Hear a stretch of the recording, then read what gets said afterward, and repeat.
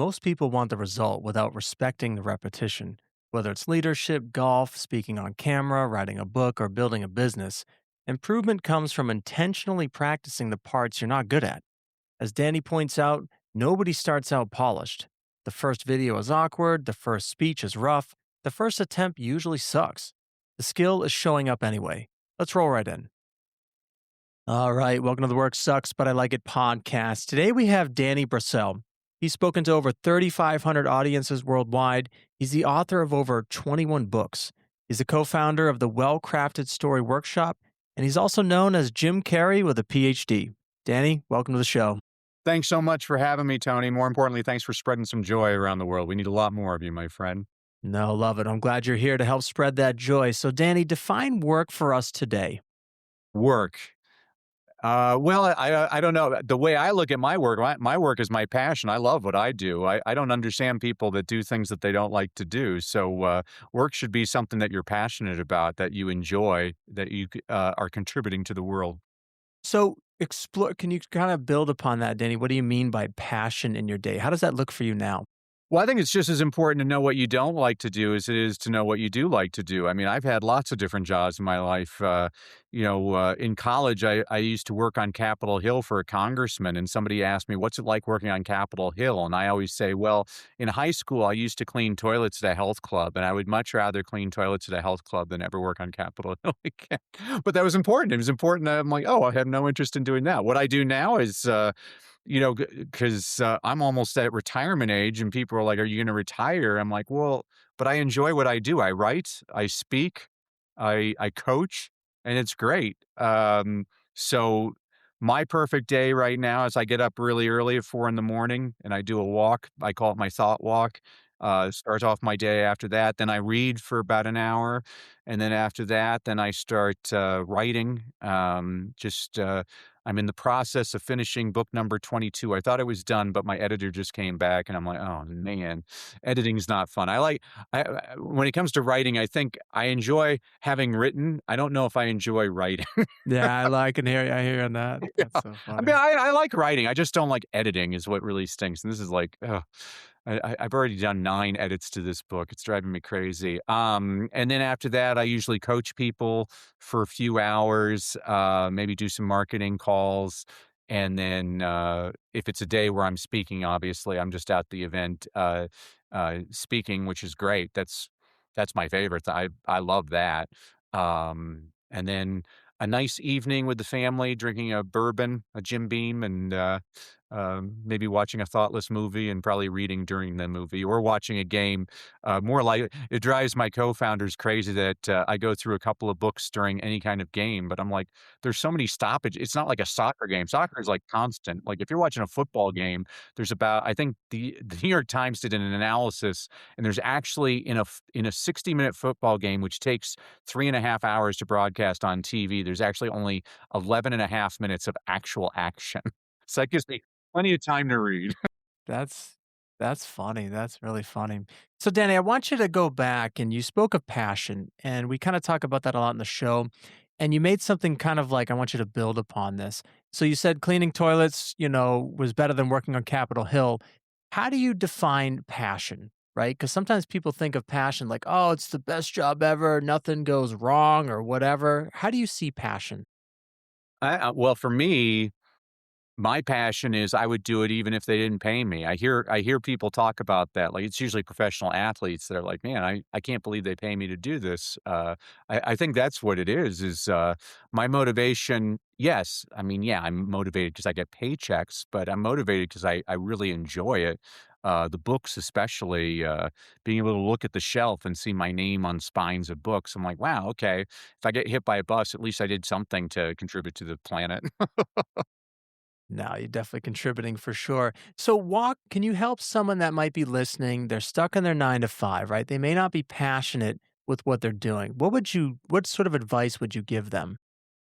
Well, I would do I once had a coach and she said, "You don't go clothes shopping naked." Translation, if you don't like what you're doing, maybe start doing some side hustles and see if there's something else that, better suits you. I mean, if I was gonna write an autobiography, it would be called Pivots because I feel like I've already lived 9 lives. 30 years ago, I was a journalist covering, President Bush Sr. in the 1992 presidential election. I loved my job.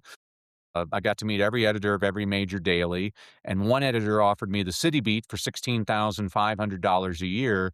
Meanwhile, a friend told me they were hiring teachers in South Central Los Angeles for $25,000 a year. So, Tony, I became an educator for the noblest of reasons, for the high pay, Yeah. and I actually fell in love with teaching. I've taught all age Yeah. levels from preschoolers all the way up to rocket scientists. I can make that claim because I used to teach English as a second language to engineering students at the University of Southern California. And in 2005, my wife and I attended a real estate seminar, which turned out to be a scam, and we lost everything financially. And I could give you the woe is me story, but I'm a positive person. I learned a lot from that experience. First of all, I learned that my wife is my soulmate. I put her through the ringer and she stood right by me. She's an incredible human being. Second of all, and this is important for all of your listeners to understand, I learned that money's not everything because you can lose money just like that. Third, I try not to judge other people, Tony, because if I was somebody who saw what I had done, I would have said, well, you deserve that. But now I realize unless you know everything about a person, you really don't know anything about a person. Fourth, I became a Christian, which I'm always embarrassed to confess it took a catastrophe. But the more I read the Bible, I realize I'm not the first screw up to find Jesus. Mm. And fifth, and probably most applicably, I didn't want to declare bankruptcy. And my accountant said, well, you have to earn this much more money. And so I started speaking on the side and I hit that number right on the number. Well, the next year, Tony, he gave me a much higher number. And I hit that number right on the number. So in year three, I thought, well, maybe I should set a higher number. And basically, during one of the worst economic downturns in world history, I was able to build up a highly lucrative speaking business, which eventually attracted the attention of some pretty famous people and companies who were asking me to coach them. And I have to admit, I really resisted coaching for a long time because you need to know this about me. I'm obsessive compulsive. I won't let you fail. I will be on your back, holding you accountable. Well, now that I work primarily with entrepreneurs and business owners and executives who pay me a lot of money, I find that they're highly motivated. They do the work, and it's actually been some of the most rewarding work I've ever done. But to really answer your question, when I was a little kid for Halloween, I didn't dress up as a coach for executives Mm. on how to be a better speaker. That's quite the But that I costume love there. it. I absolutely love it, and I think that's what you kinda do. You do have to kinda try different things, but for the people that are stuck in that dreary 9 to 5, don't quit your job. I mean, keep your paycheck, but start exploring different options. I mean, that's what AI is great. I actually created an AI file on Claude. It's called the Danny Project, and Claude's basically Mm. telling me how to get my life together. I'm like, "Oh, this is great. I have my own, AI coach now." And it's good. Claude actually gives you lots of good suggestions how to better use your time.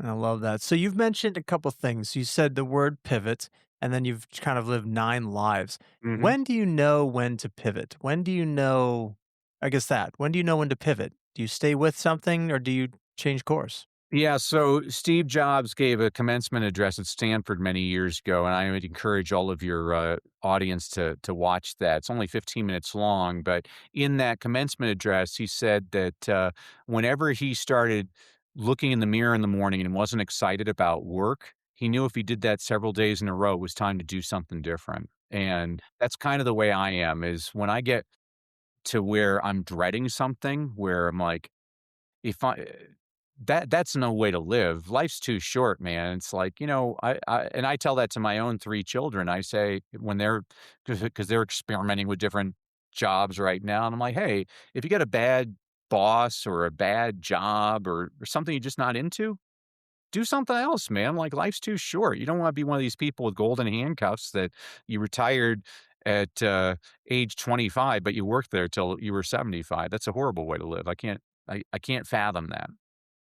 But let's face it, Danny, sometimes people get sort of cuffed to, if you will, to their job because of the paycheck. What's your advice to someone that is scared of taking that leap, I guess, of faith, if you will, to change their career? That might be lower pay, might be higher pay. I don't know. What are your thoughts in terms of money? Yeah, no, so again, I'm a big believer in side hustles. I mean, I'm still a professor at the university, and the reason I'm a professor at the university is I get my healthcare through them, and I'm like, "Why am I gonna give that up?" Claude informed me on my Danny project that I should retire next year. It says, "Oh, you'll be able to make this much money and you'll save this much time." I'm like, "Good advice, Claude. I'm going to do that." And so, but again, I'm kind of old fashioned. I'm a man, and so I believe my responsibility as a husband and a father is to be the provider. And there's no way I would go, you know what? I'm going to go Hollywood and try my hand at acting. I wouldn't do that. That's irresponsible. I have a responsibility to pay my mortgage and to make sure my kids have food to eat and stuff like that. And so I would never encourage a person to do that. But I don't see why, if I have that dream, I can't be writing on the side and submitting. Somebody buys a script. I'm like, hey, there you go. Or hey, somebody just George Clooney wants me in his latest movie. Great. So Obviously, I take that one I up. keep my eyes wide open. You should always keep eyes open to opportunities. I mean, you watch the end of the movie Dumb and Dumber is one of the greatest endings ever to a movie where, the Tropicana girls, they're like, "We need 2 guys to rub oil on us for the next 3 months," and Jim Carrey's like, "You're so lucky. You are so." There is a town like 10 miles back. I guarantee you can find 2 guys, and as the bus leaves, they're like, "You know, man, 2 lucky guys, someday we'll see our opportunity." I'm like, "How many people?" The opportunities are there, and they're just not seeing them all the time. Love that. It's been a while since I've seen that movie, but I You love gotta that see it. reference. Of course, I mean, you're the Jim Carrey with a PhD, so you gotta obviously cite that. I love that. So, Danny, this podcast, we talk about success being a matter of really good skills, not good luck. So, how does someone build a skill of building this awareness for opportunities to come in their life? Yeah, so it's kind of like when I'm working with clients, former teacher, you have to forgive me. Everything I do either rhymes or it's alliterative. So I take clients through what I call the 5 C's framework, which is before we put together your presentation, you need clarity. Who's your audience? What is the problem you solve? Once we can answer those questions, then we can get into the presentation itself. We have to connect with our audience, teach meaningful content that serves our audience, have one clear call to action, and finally have an emotional close that spurs people to jump out of their chairs and run to work with you. I always tell people there's only 2 ways you're gonna get better as a speaker. First of all, you gotta watch lots of speakers. So that's the first strategy I'd share there. Whatever you wanna do, watch people who do that. What did they do? I mean, everybody says they wanna be Michael Jordan. I'm like, "Do you? Do you really wanna get up at 3 in the morning and do a workout till 7 AM and then have a quick little breakfast and then keep working out some more?" And I mean, he worked his tail off. People, what was it? Kobe Bryant had a great quote. He's like, it's something like, "You work hard in the dark so you can shine in the light." And Ah, love that. people see the shining light, but they don't see the hard work in the dark. So the first way you get better at speaking is, you watch lots of speakers. I watch 10 speakers a day. I watch them. I watch politicians. I watch comedians. I watch televangelists. I watch them in front of big groups, in front of small groups, in front of men, in front of women. That's the first way you get better. The second one, and this applies to your audience, is one of my mentors was a guy named Jim Rohn. And Jim used to say, you can't pay other people to do your push-ups. Translation, you got to do the work. You got to do the reps. Speaking is a skill. It's something that you need. I promise you, Tony, the first time you did this podcast, it sucked. And the second time you Definitely. did the podcast, it sucked, but it didn't suck as bad as the first one. Now you've been doing it for a while, and it's this finely tuned machine. But people that see you now, they didn't see where you came from. And that's anybody. Anybody. If you want to get good at something, you got to put in the work. You got to watch people. How do I mean, I guarantee you, you didn't just do this podcast without ever listening to anybody else's podcast. You're going to say, wow, well, why is Joe Rogan so successful? What's he doing that I like? That's what I do all the time. I mean, even yesterday, I opened up an email. It's this woman that sends me a newsletter every week for the last 10 years, and I don't think I've ever even opened up one of her emails, but I opened up yesterday's. And so for 5 minutes, I started analyzing, why did I open this email? What was it? And it was, she had a catchy title and she had a picture at the top, and I'm like, that's what it was. And so I'm always trying to learn, well, what did this person do that was so, when I'm watching speakers, I'm like, well, what is it that they're doing that is helping them connect with their audience? And so that's another long answer to your short question, Tony. No, I like that skill. So I guess how do you document what you observe? What are the things that how do you I guess I'm gonna get technical here. Like what are you doing to, I don't know, bring that in to your philosophy and to your life? Yeah, I mean, I'm kind of pathetic. Like when I'm reading books, I write in books. I Yeah, own the no, I do books. too. I Yep. write in the books. and I take photos of the pages that I dog ear. And then after I'm done with the book, I then speak into my little microphone and I record all the different things I learned from that book. I try to reteach it to other people so it sticks with me. And so I'm trying to constantly implement that. I probably the most important skill that I've learned is I have two coaches, Rob and Steve Schallenberger. I think the world of them. Steve wrote a best-selling book called Becoming Your Best, and they taught me how to pre-week plan. So they have um, a planner that I buy every single year. And so every Saturday morning at 8 in the morning, Tony, I sit down in my basement and with my coffee and my pre-week planning, and I review the week before and I create the week coming up. And so not only is it a calendar, but it has 7 categories and there's 5 goals for each category. So former teacher, everything I do rhymes or it's alliterative. And so my categories are my focus goals, my fitness goals, my financial goals, my family goals, my faith goals, my fun goals, and my fulfillment goals. So that's 35 altogether. And I then put those activities in my calendar for the week. And then I give myself a score. How many did I get? How many did I miss? How did I do last week? How am I doing this week? And I'm constantly evaluating. I'm giving myself time to think. Too many people, they don't give themselves any time to think. That's why I do my thought walks, and that's why, I don't really watch as much TV as I used to. I don't spend any time on social media hardly. Total waste of my time. I'd rather just sit there and think for about even if it's just 10 minutes. I just need a time to think, "Okay, what was good about today? What do I need to improve to be better tomorrow?" So, Danny, I love how you have goals. My calendar is very similar. It'd be fun to compare one day. Like I've got, it's loaded with everything, family, fun. I like how you had the 5 Fs here. So let's face it, though. Sometimes when people set Mine's goals, it's color very. coded because 'cause I'm Oh, such a I nerd. love that. All right, yours that. I love that. All right, you got me beat. No, that's awesome. So let's face it, like people will set goals, right? But as you just showed, it's sort of a sustained sort of like endurance to this.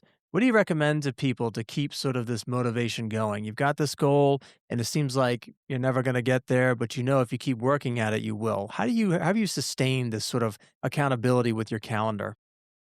I got my accountability from the noted Dr. Leo Marvin from the movie, What About Bob? Baby steps. Like, you can have Okay. a big goal, but you gotta Yeah. figure out, well, what are the things I have to do to get closer to that goal every single day? I mean, for me, so I was overweight. I battled weight my entire life. I always tell people I'm a weight loss expert. I've lost over 1,000 pounds. The problem is I had gained over 1,250 pounds for a net gain of 250 pounds, and I couldn't keep on doing what I had always done. I mean, I got a wife and 3 kids. It's one thing if I get hit by a bus, but if I die of obesity, something I had control over, shame on me. I can't do that. And so, December 15th, 2022, I hired Dr. Lazarus. He's a nutrition expert. I said, I said, "Man, you're gonna bring me back from the dead, Dr. Lazarus. He's great." And what he did is he got me thinking in a different way. He said, "Danny, this isn't about losing weight, it's about gaining years." Ah. Well, that stuck with me. And he didn't ask me to do anything too tough, Tony. He said, "I want you to walk more, I want you to drink more water, and you can still have your bourbon, Danny, but instead of 4 glasses, how about 3?" I'm Yeah. like, "I can do all that." And every 2 weeks, he makes me come in to visit him, to, get weighed in and talk about my progress. I call it a fat tax. He calls it an investment in my health. And since seeing him in 2022, in 4 years, I've lost over 25% of my body weight.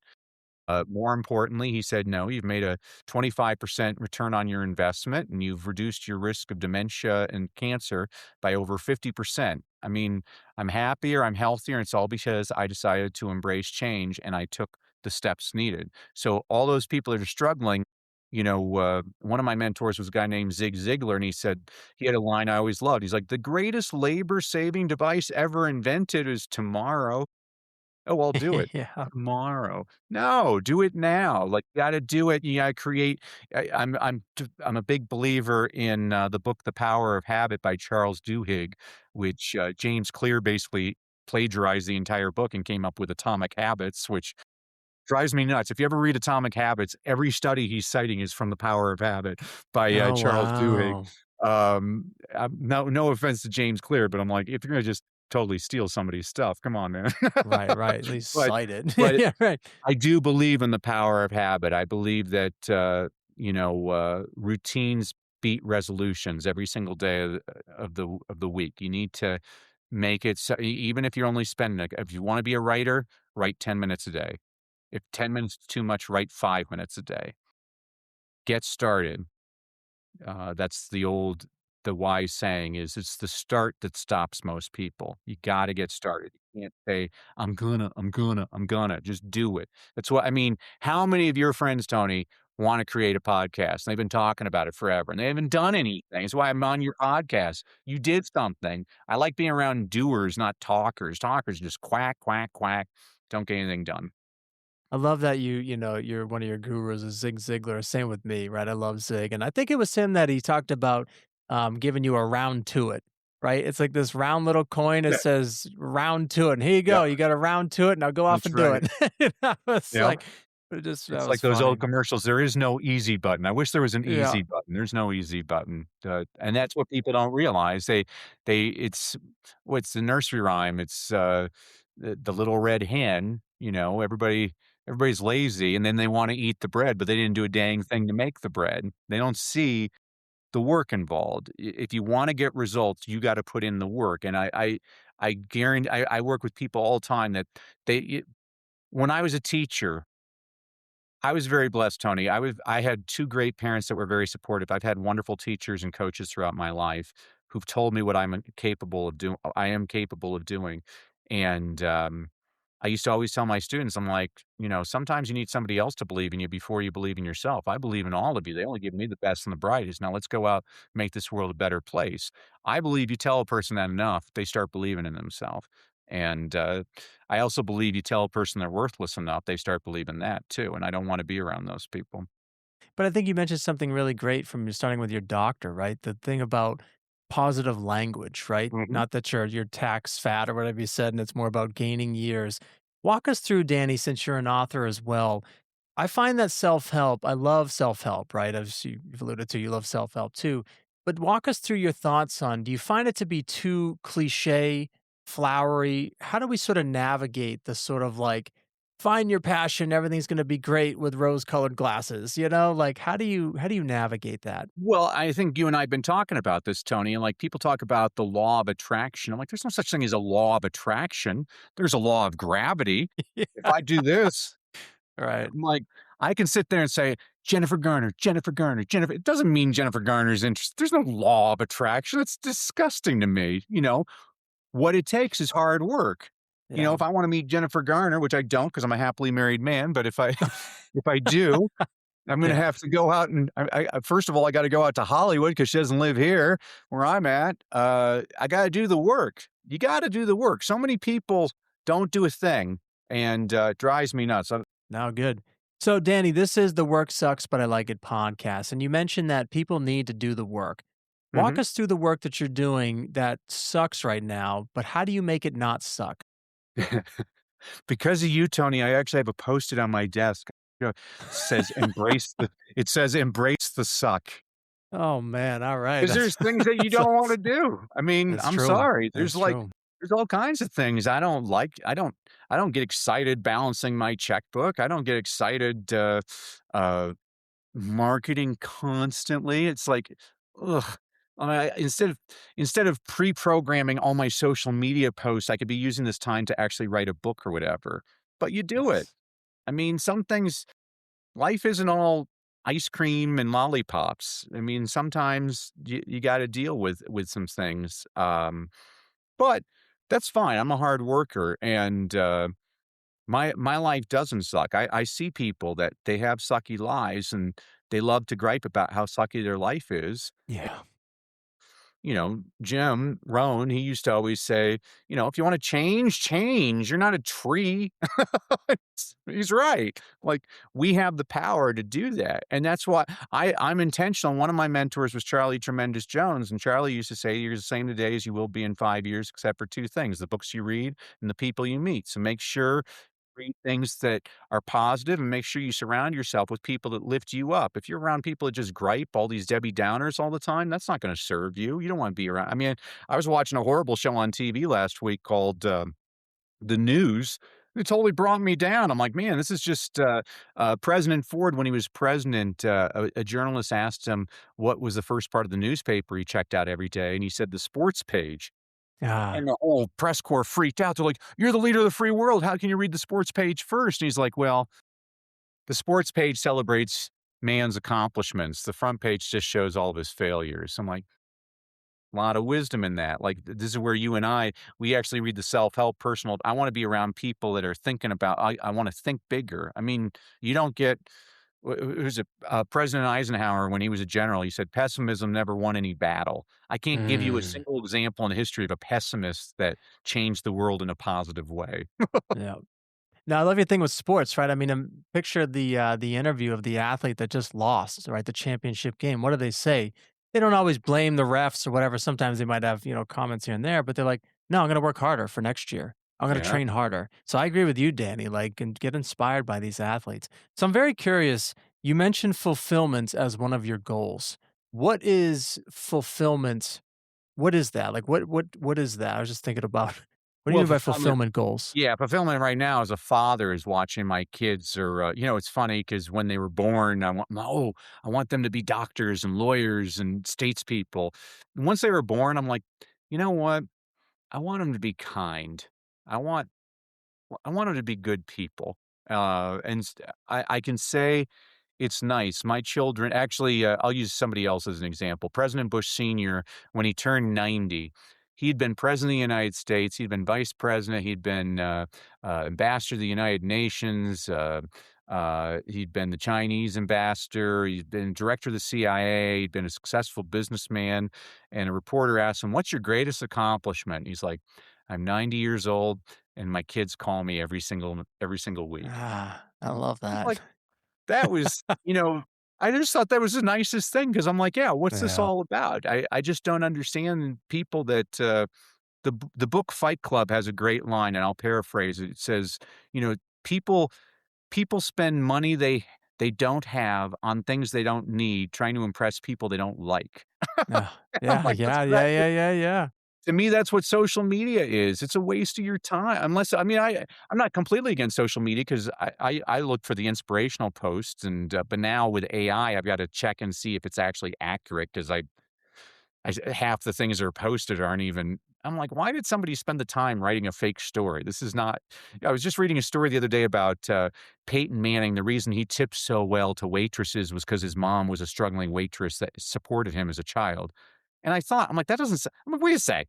Peyton Manning, his dad was Archie Manning. He was an NFL player. His mom wasn't a waitress. And I'm like, why did somebody write that? It's just a waste of my time. That's annoying. To me, social media is like when you go to Disneyland, if you go on the Haunted Mansion ride, it starts off, you're in this room and you're surrounded by these paintings of happy people. There's like this woman with a parasol and a guy with a big grin. And then the ride starts and the floor starts dropping down and you see the paintings get elongated and the woman with the parasol, she's on a tight wire above an alligator that's about to eat her and the guy that's smiling, he's on a barrel of dynamite. I'm like, that's social media. Everybody shows their six-pack abs and their Ferrari. They don't show all the struggle, like, and, "Oh, this is wife number 4," and, Why do you think that is the way it is, Danny, that's with just human online? psychology. People wanna it's the same reason that, when the, Seattle Seahawks win the Super Bowl, all of a sudden you see a whole bunch of Seattle Seahawks fans. People wanna be Ah, associated with a winner. jump on the bandwagon, right, right, Yep. right. But as you said, the work, it's in doing the work. That's the success, right? It's not just about crossing the finish line. Well, that's what if you ever look at I mean, you and I are both into sports, and I'm like, gosh, that's what I always love is when these guys retire, they don't miss the stuff you think they miss. They miss being with their teammates, and Yeah.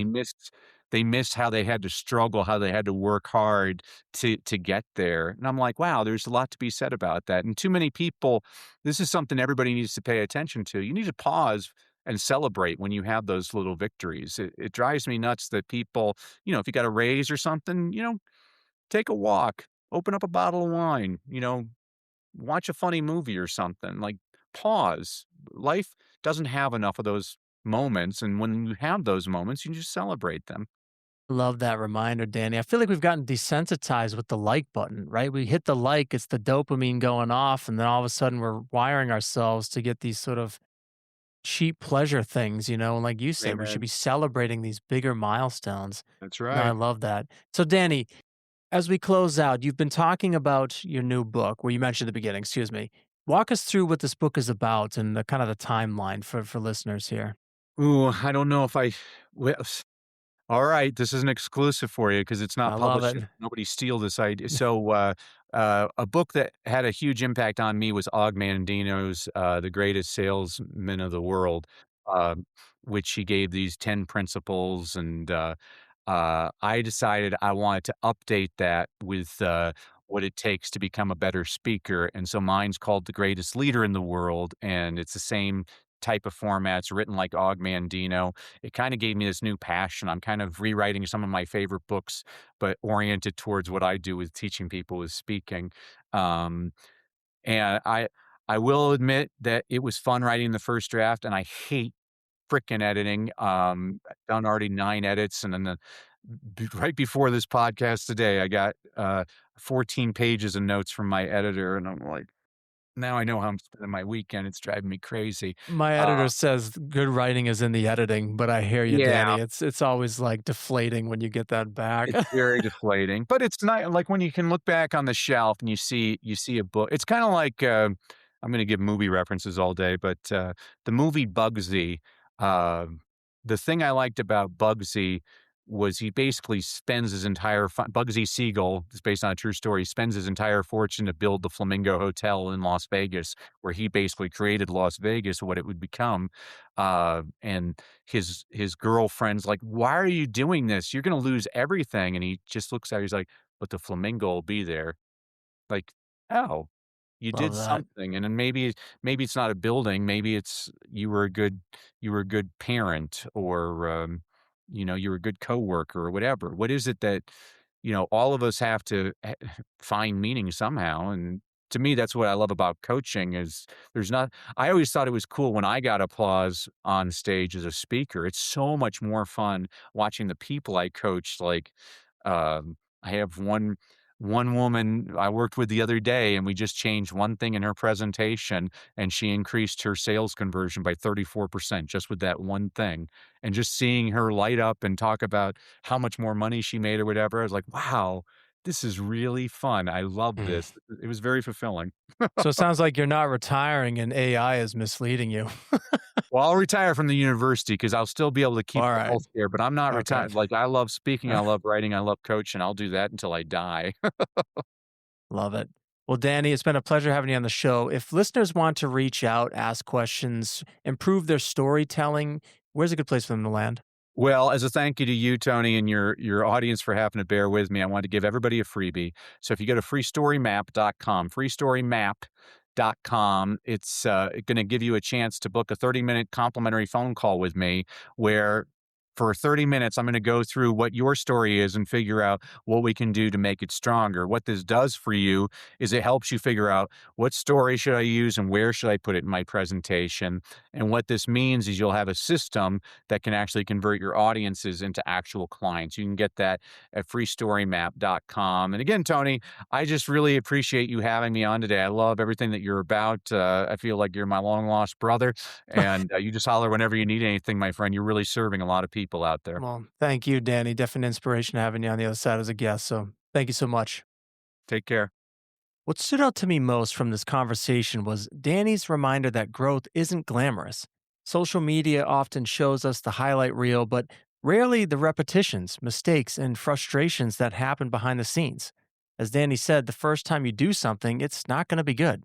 The difference isn't talent, though, it was continuing to show up. It reminded me of Tiger Woods rebuilding his golf swing even after becoming the best in the world. It reminded me of John Wooden's commitment to fundamentals and how he won so many games at UCLA for years and years. Great performers understand something that the rest of us often forget: mastery is never finished. So, this week's skill to work on is deliberate practice. Pick one thing that matters to you and spend time improving it without worrying about immediate results. Don't focus on being impressive, focus on getting better. Work hard in the dark so you can shine in the light. Thanks for listening to Work Sucks, But I Like It. If you enjoyed today's episode, share it with someone who needs the reminder that success isn't magic, it's practice. Until next time, say what you do what you say, and keep moving forward. And there's a wind that blows across the plains, and it stays